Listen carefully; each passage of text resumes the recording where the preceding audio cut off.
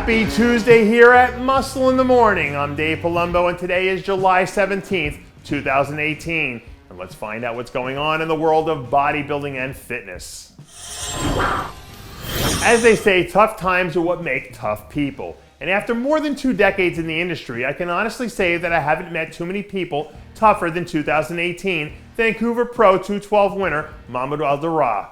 2 weeks after his huge win north of the border, the former 2-time Canadian national champ released some new photos that give his fans a good look at what a truckload of post-show carbs and water can do to a body.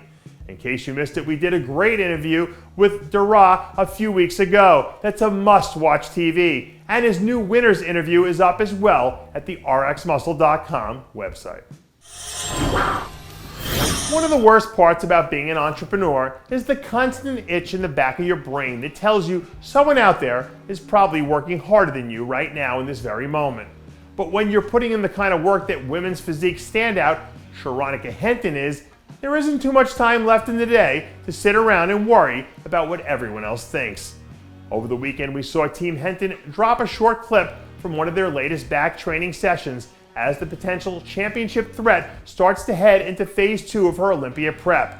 As far as we can tell, Henton looks like she's on a mission to make the judges call her name when they finally sit down to announce the first call-out. And if she can manage to get an invite to the party, you never know which way the scorecards might swing once things start to get rolling. According to the ancient Japanese code of the samurai, being loyal, courageous, and honorable were the big 3 personality traits you needed if you wanted to be a warrior.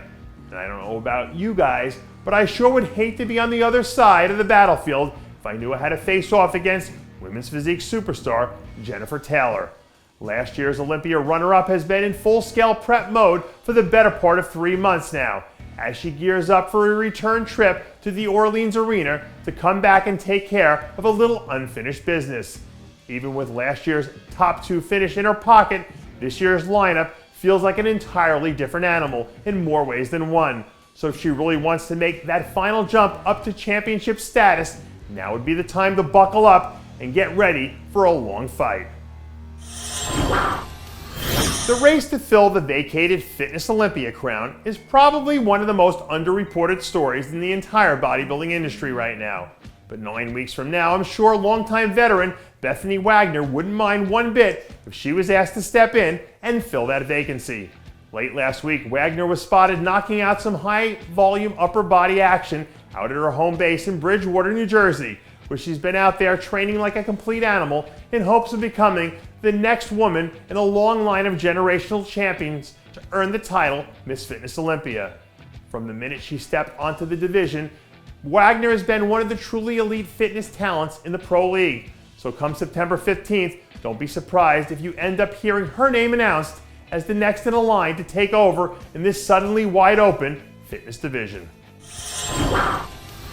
I remember sitting in the press pit last year looking at the classic Physique Olympia lineup and thinking to myself that the race for the top 2 literally felt like a coin toss. And believe you me, no one knows how close that race was better than 2018 runner-up Chris Bumstead. With his second career Olympia now less than 3 months away, Bumstead and his team look like they're pulling out all the stops as they start to head down the back half of this year's prep. According to my people close to the source, the 20-something superstar feels as good as he possibly can at 8 weeks out from the biggest show of his career. And if he shows up even 2% better than he was a year ago, that might be all it takes to get him over the hump and solidify his status as the new king of the division. And that does it for yet another edition of Muscle in the Morning. I'm Dave Palumbo reminding you to always be true to your passions and make sure to follow us on Facebook, Twitter, and Instagram.